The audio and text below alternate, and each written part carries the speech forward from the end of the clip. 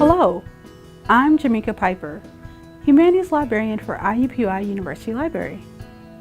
While APA is traditionally associated with the social and health science fields, instructors across subject disciplines expect students to have some familiarity with both MLA and APA.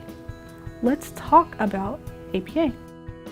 I'm borrowing the list of 9 core elements from MLA as these basic elements are also important in APA for understanding what information is needed in order to produce a full citation reference from the different types of resources that you encounter while researching. In this example of a citation for a book in print, notice the author's first name is abbreviated at the first initial followed by a period. If a middle name or initial is present, that should also be reflected in the citation. The year of publication appears in round brackets. The overall source is italicized with only the first letter and any subsequent proper nouns within the title capitalized.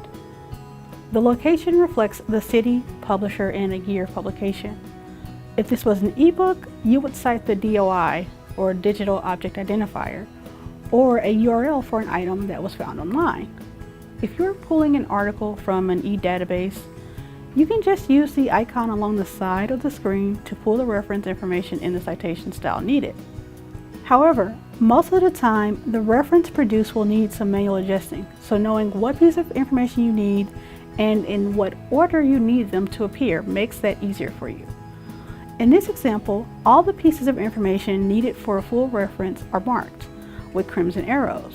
In this example, we have a single author, so it's a straightforward pattern of author, last name, followed by the initial of the first name, and the middle name if given.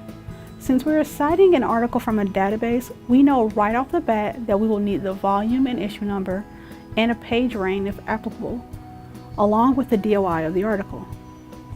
For APA, you do not need to list the database for information that is easily accessed, and you only need retrieval dates if the materials are frequently updated.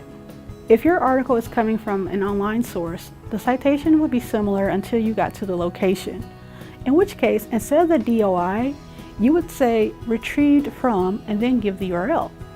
The journal or source title would still be italicized. This example comes from an online newspaper. The title of the section appears with no quotation marks, and only the beginning of the title along with all subsequent nouns are capitalized. The title of the source is italicized, followed by the location information. In cases where we know the name of the actual author, we would cite that followed by the social media handle in brackets. In cases where we do not know the author name, we treat their handle as an author name. List the date that the post was made, followed by the title of the post.